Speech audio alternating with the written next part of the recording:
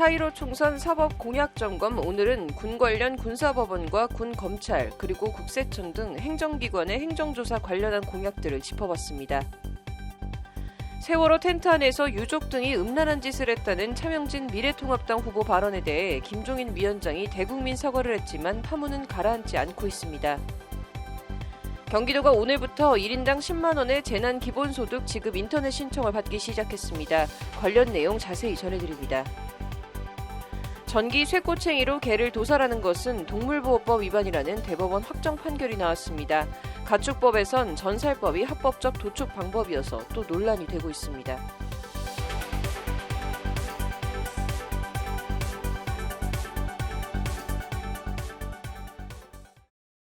4월 9일 법률방송 로투데이 시작하겠습니다. 4.15 총선 사법 공약 점검. 오늘은 군사법원과 군검찰, 국세청 등 행정기관의 행정조사와 관련한 더불어민주당과 미래통합당의 관련 공약 취지와 내용, 배경 등을 비교해 보겠습니다. 장한지 기자입니다.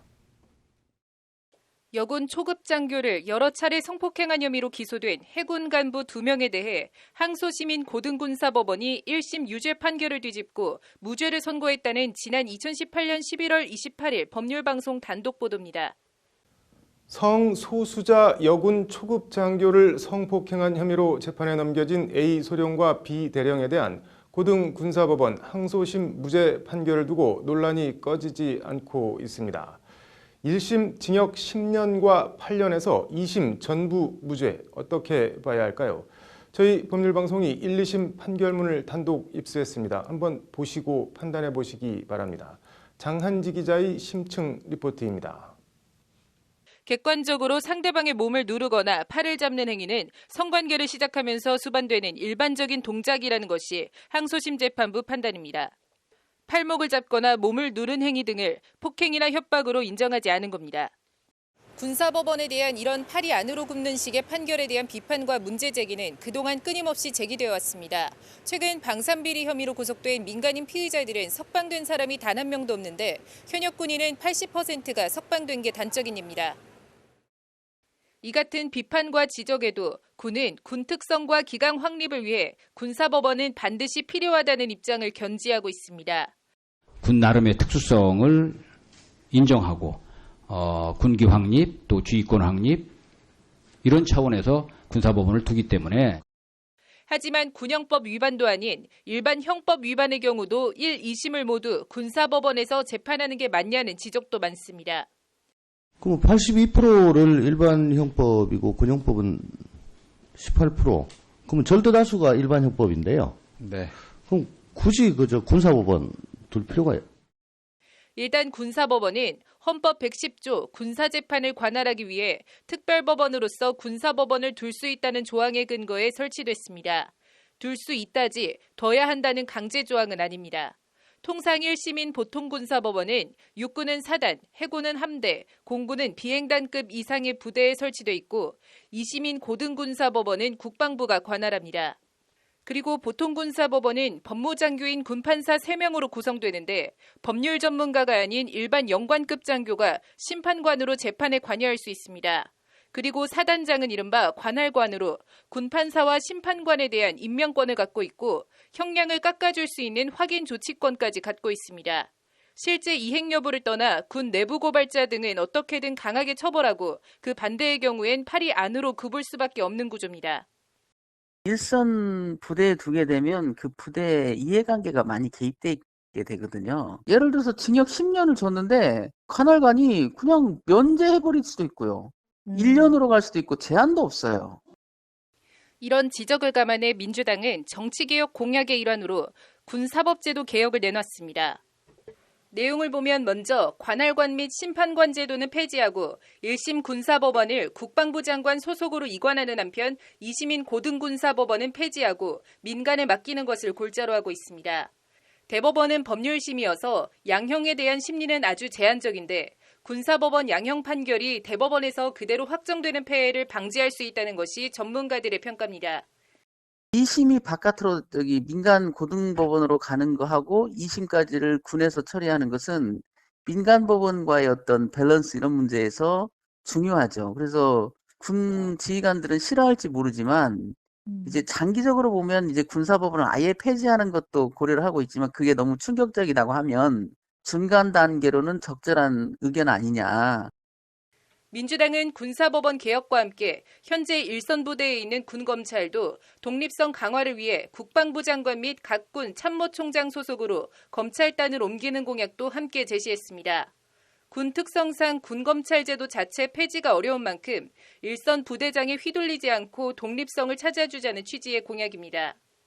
근데 상당 부분의 그 군 사법권에 대한 불신은 되게 검찰하고 헌병에 있습니다. 그런데 군사법원을 내보낸다고 해서 군 검찰까지 내보낼 수 있느냐? 심지어 군 검찰을 내보낸다고 헌병을 내보낼 수 있느냐? 그건 쉽지 않아요. 미래통합당은 불공정 개혁 관련 공약에서 불필요한 행정조사 등 자의적인 공권력 남용 방지 및 피조사자 권리 보호 장치를 마련하겠다고 공약했습니다. 국세청이나 공정위, 금감원 등이 개인 혹은 기업을 상대로 한 행정조사에서 실질적인 피조사자 권익보호 기능을 마련하는 쪽으로 행정조사 기본법을 개정하겠다는 것이 통합당의 공약입니다. 지금 우리나라 규제 문제는 말이죠. 기업인들한테 얘기를 들어보면 규제가 많다는 것도 아니고 규제 내용의 문제도 있지만 집행 과정에서의 오남용에서 고통을 제일 많이 받는다고 그러고 그거는 상당히 사실인 것 같습니다. 통합당은 특히 공약집에서 김태우 전 청와대 특감반원의 휴대폰 이미 제출 조사를 언급하면서 이런 불법 감찰을 차단할 수 있는 조치를 마련하겠다고 강조했습니다. 구체적으로는 자료 제출 요구 및 보고 요구에 대한 이의 신청 절차를 마련하고 위법하게 취득한 자료의 행정조사 사용 배제 규정 신설 등을 제시했습니다. 행정청 자체 구제 같으면 의미가 없잖아요, 사실. 그게 이제 나중에 사법부까지 연결될 수 있으면, 그래서 이 절차에 대해서 뭐 기각하는 그 자체 결정을 행정청이 했을 때 기각 결정에 대해서 행정 소송을 할 수 있게 되거나 하면 구제 범위는 좀 넓어지겠죠. 지금 현재는 그런 절차가 전혀 없어서. 배경이나 동기를 떠나 군인이든 공무원이든 민간인이든 인권과 권익을 보호하면서도 제대로 된 사법정의 실현에 도움이 되는 공약은 바람직해 보입니다. 총선이 끝나고 21대 국회가 열리면 구체적인 논의와 입법 활동으로 이어져야 할 것 같습니다. 법률방송 장하지입니다. 세월호 텐트 막말을 한 차명진 미래통합당 경기 부천병 후보에 대해 김종인 총괄 선거대책위원장이 오늘 공당의 국회의원 후보가 입에 올려서는 결코 안 되는 수준의 단어를 내뱉은 것이라며 대국민 사과를 했습니다. 김종인 위원장은 오늘 오전 국회에서 긴급 기자회견을 열고 통합당의 국회의원 후보자가 말을 함부로 해서 국민 여러분을 실망하고 화나게 한 것 정말 죄송스럽다는 말씀을 드린다고 고개를 숙였습니다. 김 위원장은 그러면서 사실 제가 이 당에 온 지 10하루째다. 이 당의 행태가 여러 번 실망스러웠고 모두 포기해야 하는 건지 잠시 생각도 해봤다며 각별히 언행을 조심하도록 지시했다. 그런 일이 다시는 없을 거라고 약속드릴 수 있다고 말했습니다. 차명진 후보는 앞서 지난 6일 녹화된 경기 부천병 국회의원 후보 토론회에서 더불어민주당 김상희 후보가 차 후보의 과거 세월호 막말 논란을 지적하자 대뜸 집단 성관계를 뜻하는 단어인 땡땡땡 사건을 아느냐고 맞받았습니다. 차 후보는 세월호 천막 내에서 유가족과 자원봉사자 등이 집단 성관계를 맺었다는 확인되지 않은 인터넷 매체 보도를 사실인 양 인용하며 세월호 유가족이 텐트 안에서 말로 표현할 수 없는 문란한 행위를 했다는 기사를 이미 알고 있었다고 말했습니다. 차 후보는 같은 날 유튜브 가로세로 연구소에 출연해 어떻게 자식 죽음 앞에서 땡땡땡을 해 라는 발언을 하는 등 차 후보의 막말은 어제 오늘의 일은 아닙니다. 차 후보는 세월호 5주기를 하루 앞둔 지난해 4월 15일에도 자신의 SNS에 세월호 유족들을 향해 자식의 죽음에 대한 세간의 동병상련을 회쳐먹고 찜쪄먹고 그것도 모자라 뼈까지 발라먹고 진짜 징하게 헤쳐먹는다는 독서를 퍼부었습니다. 파문이 일파만파 커지자 차 후보는 SNS 글을 삭제하고 사과문을 올리긴 했지만 사과문을 올리기 1시간 전 유튜브 김문수 TV에 나와 차명진이 막말했다고 난리가 났는데 저 혼자 외로우니까 지켜달라. 페북에 쓴 것을 후회하지 않는다고 말했습니다. 세월호 텐트 막말 하루 전인 지난 5일에도 차 후보는 페이스북에 우리 만화님은 초인입니다 라며 어제 나란히 서서 인사를 하는데 어떤 인간이 지나가면서 세월호 막말이나 하지 마라고 야지를 놓자 정색한 아내가 땡땡땡이나 해명하시죠 라고 되물었다고 적었습니다. 국민 성금, 국민 세금을 수억씩 받고 스스로 국민 성질하며 신성시한 세월호 천막 속에서 그딴 문란한 행동이나 하니 국민이 이제 지겹다고 하는 것 아니에요. 그 사람들 편드는 것, 희생당한 아이들을 2번 죽이는 짓이라는 게 차 후보가 전한 자신의 아내의 말입니다.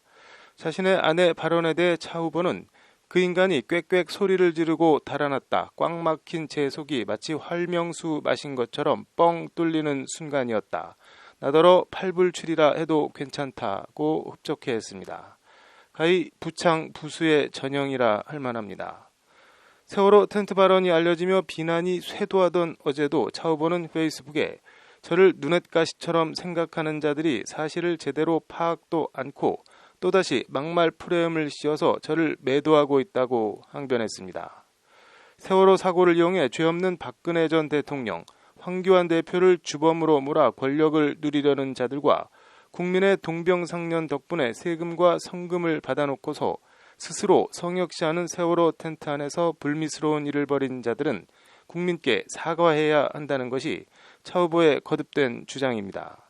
차 후보는 그러면서 당 지도부가 저의 바른말을 막말로 매도하는 자들의 준동에 놀아나지 않을 것이라 믿고 유권자, 국민들의 현명한 판단을 믿고 뚜벅뚜벅 앞으로 가겠다는 희망과 각오를 다졌습니다. 차 후보의 글엔 국민은 당신 편이라는 등의 응원 댓글도 줄줄이 달리고 있습니다. 이쯤 되면 차 후보의 세월호 독설과 막말은 실수가 아니고 가슴속에 꽉 들어차 있는 신념이 어느 순간 어떤 계기만 있으면 툭툭 튀어나오는 일종의 확신범처럼 보입니다. 세월호 막말 외에도 차명진 후보는 현 정부를 기생충 좌파라고 하거나 문재인 대통령을 지지나 문재인이라고 표현해 장애인과 대통령을 싸잡아 비하하는 등 기행 수준의 숱한 막말로 질타를 받아왔습니다. 그럼에도 세월호 징하게 헤쳐먹는다 발언으로 당원권 3개월 정지 징계를 받은 걸 제외하곤 꿋꿋하게 미래통합당 당적을 유지하고 있는데 이번엔 분위기가 좀 달라 보입니다. 당 지도부가 자신을 막말로 매도하는 자들의 준동에 놀아나지 않을 것이라는 차 후보의 희망과 달리 황교안 대표와 김종인 위원장 모두 강도 높은 대국민 사과를 하며 선긋기에 나섰고 당 최고위는 윤리위 소집을 결정하며 사실상 제명 절차에 착수한 겁니다. 앞서 어제 이진복 선거대책총괄본부장이 후보 입장에서 억울한 일이 안 생기게 신중에 신중을 기해야 한다고 말하는 등 징계 신중론도 있었는데 세월호나 현 정부, 문 대통령 등에 대한 차 후보의 독설에 일정 부분 공감하는 분위기가 미래통합당 안에 있는지, 있다면 얼마나 있는지 궁금합니다. 꼭 차명진 후보나 그 지지자들을 지칭해서 하는 말은 아니고 어떤 나무도 홀로 자라는 나무는 없고 흙과 물, 자양분 없이 자라는 나무는 없는 게 세상의 이치 아닌가 합니다. 앵커 브리핑입니다.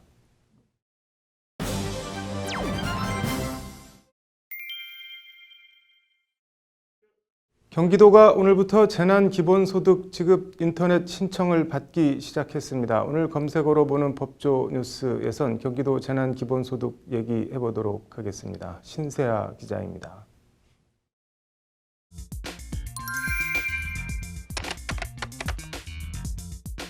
오전부터 포털 사이트를 장악한 검색어는 바로 경기도 재난기본소득입니다.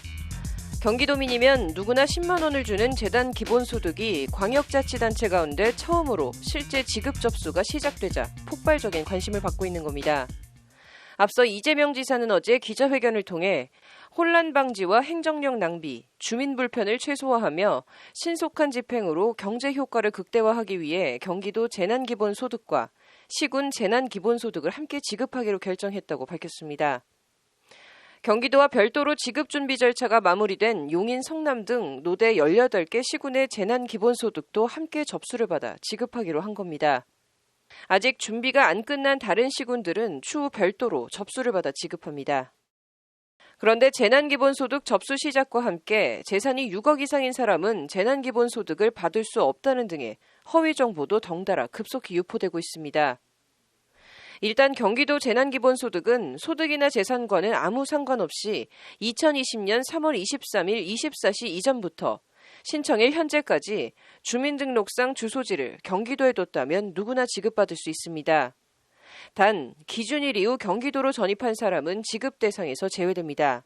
도내 각 시군도 마찬가지입니다. 예를 들어 경기도에 거주하며 지원금을 더 많이 주는 다른 시군으로 주민등록을 옮겨도 아무 소용이 없습니다. 나이도 불문하고 지급합니다. 집안에 한두 살짜리 아기가 있어도 다 10만 원씩 지급 대상입니다. 단 만 19세 미만 미성년자는 법정 대리인을 통해 신청해야 하는데 예외적으로 미성년자로만 구성된 세대는 미성년자가 직접 신청할 수 있습니다. 이번 신청은 지역화폐카드와 신용카드로 재난기본소득을 사용할 사람들을 대상으로 하는데 홈페이지에서 신청한 뒤 확인 문자가 오면 곧바로 사용할 수 있습니다. 도가 재난기본소득을 각 지역화폐카드나 신용카드에 입금시켜주는 식으로 금액을 쓸 수 있는 건데 신용카드나 지역화폐카드가 없는 경우엔 1인당 10만 원의 현금이 충전된 선불카드를 받으면 됩니다. 선불카드 신청은 오는 20일부터 이뤄지는데 신분증을 가지고 주민등록 주소지, 읍면동 행정복지센터 또는 가까운 농협지점을 방문해 신청하면 됩니다. 가족 중 한 명이 나머지 가족의 위임을 받아 대리 수령도 가능하고 신청서에 위임 여부 작성란이 있어서 별도의 위임장은 필요 없습니다. 다만 가족관계 증명서나 주민등록등본 등 가족임을 입증할 수 있는 서류는 준비해야 합니다. 일각에선 전도민 재난기본소득을 주고 나면 다른 복지재원이 고갈될 거라든지 경기도가 빚더미에 앉게 될 거라는 지적도 있지만 경기도는 통상적인 재정운용 범주에 포함되는 수준으로 그 같은 걱정은 기우라고 밝혔습니다. 경기도의 이번 재난기본소득 지급이 도를 넘어선 국가 차원의 신속한 긴급재난지원금 지급과 기본소득 자체에 대한 건설적인 논의로 이어지길 기대해봅니다. 검색어로 보는 법조뉴스였습니다. 네, 오늘 준비한 소식은 여기까지입니다. 시청해주셔서 감사합니다.